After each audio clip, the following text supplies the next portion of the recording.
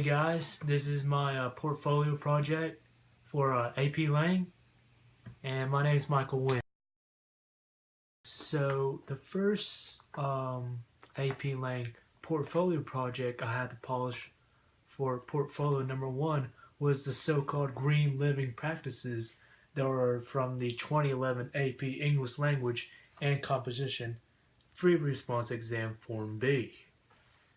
Now the next one I decided to polish up for portfolio number 2 is the AP English Language and Composition Free Response Question Q1 2013. Now the third one I decided to polish up for portfolio number 3 is the rhetorical analysis of a football commercial. Now the reason why I chose the 2013 AP Language Exam Free Response Q1 for my portfolio Q1 is because this was my highest grade for the AP Free Response Exam, so I don't have to do a lot of stuff to it. And the second reason why I chose that for my portfolio piece is because there was a lot of run-on sentences and there was a lot of mistakes I had to fix, which were common problems with myself. Like portfolio number 1, I decided to choose the 2011 AP exam free response Q1. The reason why I decided to choose that for my portfolio number 2 was because this 4 was my second highest grade for a practice free response exam. Also, the reason why I decided to do this free response question for my portfolio number 2 was because just like portfolio number 1 and portfolio number 2, they are document-based questions. Now, document-based questions are it's like a skill set I actually have to learn before heading off to college.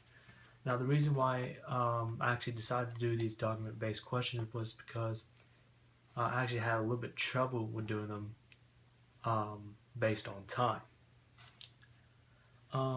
The reason why I decided to do this free response question was because I actually did it incorrectly. So this project gave me a chance to go back to the free response and redo it again. So unlike portfolio number 1 and portfolio number 2, I decided to do portfolio number 3 differently, which I chose a rhetorical analysis on a commercial.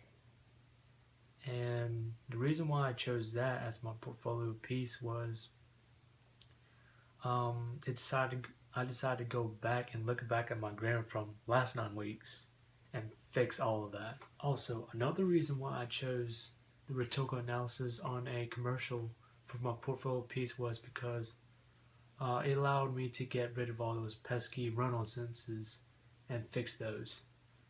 A lot of like punctuation problems, a lot of like repetition words I had to fix.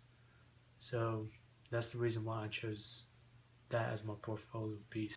So what I learned most from portfolio number 1 and portfolio number 2 was that there were document-based questions, and that allowed me to write them a lot faster, quick speed.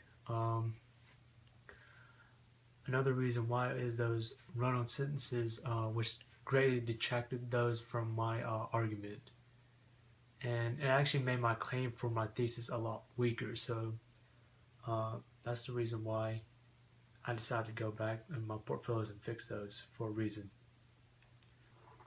Another thing that I learned from those document-based questions was that I had punctuation problems. So I learned a lot from that. I learned how to punctuate really well, when to punctuate, when to put a comma when I need to, and when to put a semicolon when I need to.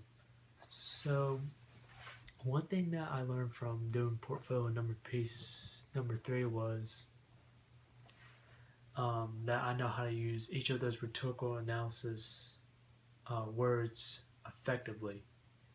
Another reason that I learned from portfolio piece number 3 was word choice, and it allowed me to use higher vocabulary.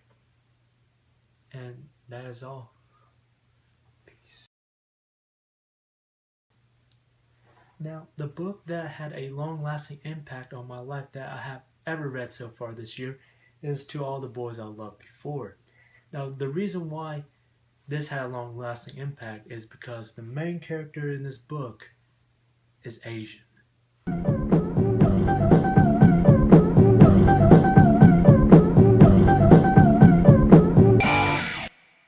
Ready, boys?